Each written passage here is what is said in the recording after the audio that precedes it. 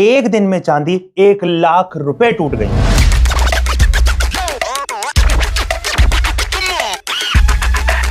जो ETF 360 रुपए पे ट्रेड कर रहा था वो ETF 275 रुपए पहुंच गया और यही नहीं, गिरावट जारी रही। जो चांदी कल की डेट में 4,05,000 रुपए पर ट्रेड कर रही थी वो चांदी आज 3,00,000 के पास पहुंच गई। और आने वाले टाइम में देखना ही होगा कि ये सिर्फ एक करेक्शन है या फिर प्रॉपर कोलैप्स हो चुका है, क्योंकि 3 से 4 चीजें ऐसी हुई हैं जिससे मार्केट में अब हो सकता है आने वाले टाइम में सोने और चांदी को छोड़कर जो पब्लिक है, जो इन्वेस्टर्स है, वो निफ्टी, बैंक निफ्टी या फिर इक्विटी की तरफ दौड़ने लगे। इस वीडियो में 3 से 4 तरीके बताऊंगा आपको जिससे आप ये समझ सकते हैं कि चांदी गिरी तो क्यों गिरी और अब आने वाले टाइम में ये और गिर सकती है, नहीं गिर सकती, या फिर बाइंग का टाइम है, या फिर अब जो रैली होनी थी वो हो चुकी है। बैठकर दूर बैठकर जाती हुई ट्रेन को देखते रहें, क्या करना है। 4 चीजें आपको बताऊंगा, उसमें आप अपने हिसाब से लगाना कि क्या होने वाला है चांदी में। पहली चीज, यूएस फेड से रिलेटेड बड़ा शॉक। क्यों, कैसे? फेडरल रिजर्व की जो पॉलिसी मेकर्स एंड लीडरशिप है उनकी टोन जो है वो चेंज हो गई है। उनका ये कहना है कि आने वाले टाइम में चांदी, सोना जो है उसको हम अब बाइंग या फिर होल्ड करने की कोशिश नहीं करेंगे, हम डॉलर पर थोड़ी सी जो निगाह है उसको नरम करेंगे। जिससे हुआ क्या, डॉलर की प्राइस धीरे धीरे बढ़ने लगे और चांदी जो थी उनको सेल करना शुरू किया। और यही नहीं हुआ, सिर्फ डॉलर स्ट्रॉन्ग होता गया, सिल्वर और गोल्ड में दोनों में प्रेशर आ गया और सिर्फ प्रेशर इंटरनेशनल मार्केट में नहीं, इंडियन मार्केट में भी देखने को मिला। इस वजह से ETF जो थे वो भड़ गिरते रहे, यहां तक कि जो प्रॉफिट 350% का चल रहा था वो प्रॉफिट अब 250% या 250 से भी नीचे आ गया है। यानी जो भी रिटेल इन्वेस्टर्स थे उन्होंने काफी अच्छा यहां पे प्रॉफिट को अब बुक करना शुरू कर दिया है और जो बड़े खिलाड़ी थे उन लोगों ने भी कहीं ना कहीं बड़ी प्रॉफिट बुक कर ली है।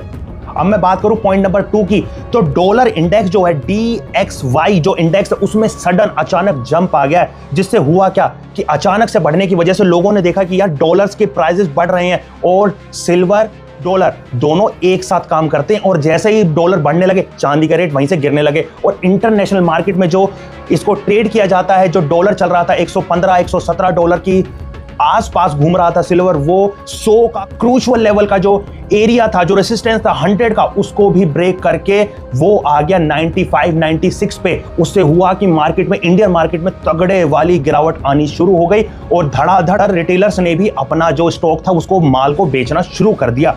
तो सिल्वर ग्लोबल मार्केट में USD प्राइस जो होती है ना वो इसी तरीके से इनवर्स कनेक्शन में घूमती है और इसी तरीके से मार्केट गिरता रहा। अब तीसरे पॉइंट पे अगर मैं चलूं तो उसको तो आप सुनते ही समझ जाओगे कि यार ये तो होना ही था। चाइना की जो डिमांड कंसर्न थी वो धीरे धीरे कम हो गई। उन्होंने बोला भैया हमने बैटरी बना ली है अब अपनी, अब हमको बहुत ज्यादा सिल्वर की जरूरत नहीं है। उन्होंने मार्केट से सिल्वर को उठाना बंद कर दिया, जिस वजह से हुआ ये कि मार्केट में डिमांड कम हो गई और जैसे ही डिमांड कम हुई सिल्वर के प्राइसेस धड़ाधड़ गिरने शुरू हो गए, क्योंकि मार्केट में पर्याप्त मात्रा में सिल्वर आने लगी। यही तो इकोनॉमिक में हमने पढ़ा था। हुआ क्या, क्योंकि सिल्वर जो है वो यूज होती है हमारे सोलर पैनल में, EVs में, इलेक्ट्रॉनिक्स में, और चाइना इसका बहुत बड़ा जो यूज कर रहा था उसने बोला है कि भाई अब मेरे को और ज्यादा जरूरत नहीं है चांदी की। जिससे हुआ कि चाइना की मैन्युफैक्चरिंग जो डिमांड थी वो वीक हो गई और ग्रोथ के नंबर जो थे वो सॉफ्ट होने लगे। उससे हुआ कि जो मार्केट में इंडस्ट्रियल डिमांड थी वो कम पड़ती दिख रही थी। जैसे ही कम पड़ती दिखी, जिन्होंने शॉर्ट किया हुआ था, जो बैंकिंग सेक्टर, जो बड़े खिलाड़ी इस वक्त शॉर्ट करके बैठे हुए थे,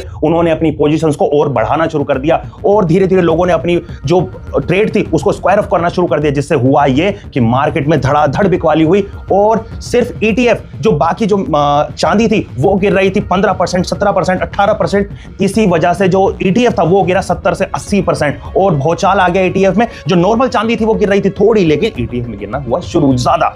ओके, चौथा पॉइंट सबसे मेन है दोस्तों। चौथा पॉइंट, टेक्निकल ब्रेकडाउन। क्या सिल्वर जो कमजोर जो सपोर्ट लेवल थे उसको तोड़ दिया, जो कि सपोर्ट लेवल जैसे अभी मैंने वीडियो में पहले बात की, जो एक इंटरनेशनली $100 का एक बना हुआ था, क्या ये वाला लेवल तो नहीं टूटना चाहिए, उसको भी तोड़ दिया इस आनंद पानन की स्पीड में। और SL हिट हुए, दोनों जो लोगों ने अपने SL लगाए हुए थे, स्टॉप लॉस लगाए थे, वो हिट हुए और ऐसे ही एल्गो सेलिंग होनी शुरू हो गई। अगर जिन लोगों को पता ना हो कि एल्गो ट्रेडिंग क्या होती है, उन लोगों के लिए मैं बता दूं, कंप्यूटराइज्ड जो ट्रेडिंग होती है उसमें सेलिंग आनी शुरू हो गई और कंप्यूटर जो होता है वो धड़ाधड़ चीजों को बेचना शुरू कर देता है, अपनी ट्रेड को स्क्वायर ऑफ करना शुरू कर देता है। और यही देखने को मिला कि जैसे ही मार्केट में वो एक सिग्नल पास आउट हुआ वैसे ही बहुत बड़ी बिकवाली मार्केट में हो गई। अब क्या होने वाला है, इसी से जुड़ा हुआ है हमारा बोनस पॉइंट, 5वां point, over crowded long trade, yes over crowded long trade, क्योंकि आए दिन नए नवेले ट्रेडर्स या फिर न्यू ट्रेडर्स सब ने इसमें होल्ड करना शुरू किया। जो चांदी 4 लाख पहुंच गई थी, अब वो कहने लगे थे कि 4.5 लाख जाएगी, 5 लाख जाएगी, और वो बहती गंगा में हाथ धोने के लिए इसके अंदर घुस गए। और हुआ यही कि जब 4 लाख 5 हो गई तो मार्केट में जो ट्रेडर्स थे उन्होंने सेल ऑफ करना शुरू किया, प्रॉफिट बुक करना शुरू किया, और एक बड़ा कैंडल, एक डे की रेड कलर की बड़ी कैंडल बन गई। और इस वजह से अब क्या होने वाला है, अब पैनिक सेलिंग होनी शुरू हो जाएगी। और जब अभी भी इस तरीके का सडन डिप आता है तो हमेशा समझना चाहिए कि मार्केट में अब बाइंग का पर्पस जो है वो सोल्व होना है या नहीं होना है। कहीं ऐसा तो नहीं कि ट्रेन जा चुकी है और आप पीछे भाग रहे हैं, क्योंकि प्लेटफॉर्म पर गिरोगे ही, ट्रेन अब हाथ आने वाली नहीं है।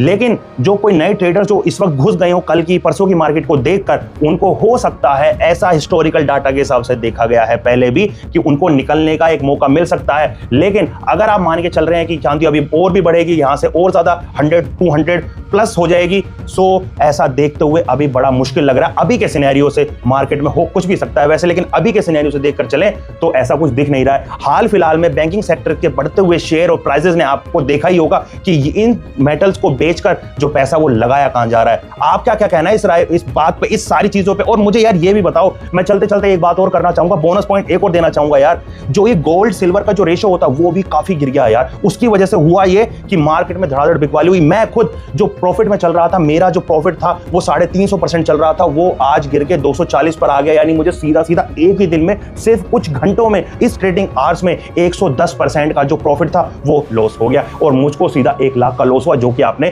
थंबनेल में देखा होगा। 1 लाख का लॉस एक दिन में कवर हुआ। और यही नहीं, मार्केट जो है अभी धीरे धीरे अब उसको वहां से बाइंग आ रहा है। अब लेकिन बाइंग तो आ रहा है, लेकिन आपका क्या कहना है इस पे कि आपने कल 350, जब इतनी मार्केट बढ़ी हुई थी, 360 रुपए का जब ETF का प्राइस चल रहा था सिल्वर का, क्या आपने उस वक्त सेल करा या फिर आपने उस वक्त बाइंग किया? मुझे कमेंट करके बताना, आप प्रॉफिट में या लॉस में, किस तरीके से। हाँ, मेरे को आज थोड़ा लॉस जरूर हुआ, लेकिन मैं अभी प्रॉफिटेबल हूं। लेकिन आने वाले टाइम में अगर आप अभी न्यू आपने कल परसों तरसों या लास्ट वाले वीक में आपने इसमें बाइंग की है, तो इस वक्त घबराने की कोई जरूरत नहीं। हो सकता है कि आपको एक मौका मिल जाए। हिस्टोरिकल डाटा के हिसाब से देखा गया है कि मार्केट एक बार जरूर निकलने का मौका देती है, लेकिन हाँ, ये आपको मैं एहतियात बरतने के लिए कह दूं कि आने वाले टाइम में कुछ भी हो सकता है दोस्तों।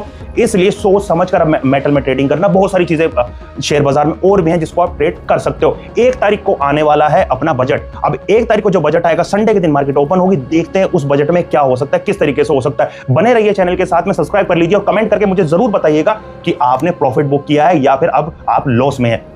Take care.